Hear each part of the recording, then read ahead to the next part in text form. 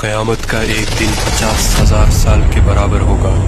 انتظار کرتے کرتے پریشان ہو جائیں گے اور پناہ مانگیں گے کہ کب سوال و جواب شروع ہوگا۔ ایک لمبے انتظار کے بعد اللہ کا حکم جاری ہوگا۔ اللہ اپنے فرشتوں پر حکم ظاہر کرنا شروع کر دے گا۔ 70,000 فرشتے جہنم کو لے کر آ رہے ہوں گے۔ یہ منظر اتنا بھیانک ہوگا کہ سب کے سب چیخیں نکل جائیں گی۔ تمام آدمزاد کے ہاتھ میں ایک کتاب دی جائے گی جس میں ان کی نیکی اور برائی لکھی ہوگی۔ اس کے بعد سوال و جواب کا سلسلہ شروع ہو جائے گا۔ انسان اگر جھوٹ بولنے کی کوشش کرے تو اس کی زبان بند کر دی جائے گی۔ انسان کے ہاتھ، پیر، آنکھ سب گواہی دیں گے۔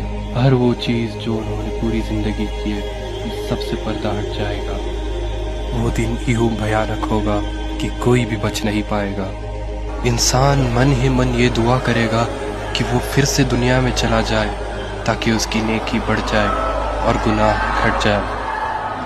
جب انسان اپنے والدین یا اپنے بھائی بہن سے نیکی مانگنا چاہے تو وہ اس سے انجان ہو جائیں گے۔ اس سوال و جواب کے سلسلے میں اللہ انسان سے کہے گا کہ پہلے کتاب کا پنہ پڑھو۔ اللہ اگر اس سے راضی ہو گیا تو اس کتاب میں سے سارے گناہ معاف ہو جائیں گے۔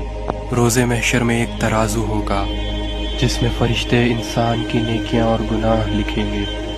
کچھ انسانوں کا گناہ یوں ہوگا کہ ایک پہاڑ کے برابر، کچھ انسانوں کی نیکیاں یوں ہوں گی کہ صرف ایک کنکر کے برابر۔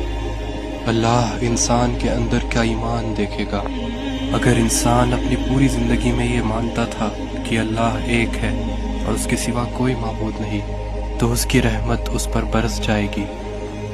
ان سب کے بعد انسان کو کل صراط کا راستہ پار کرنا ہوگا۔ یہ راستہ تلوار سے بھی تیز اور بال سے بھی باریک ہوگا۔ جس کے اخلاق اچھے ہو اور ایمان تیز ہو ان کے لیے یہ راستہ آسان ہوگا، اور جس کا ایمان کمزور تھا وہ سیدھا جہنم میں جائے گا۔ کل صراط پار کرنے کے بعد اللہ کا حکم ہوگا کہ لوگوں میری جنت میں داخل ہو جاؤ، یہ خوبصورت جنت جہاں پر دودھ کی ندیاں بہہ رہی ہے۔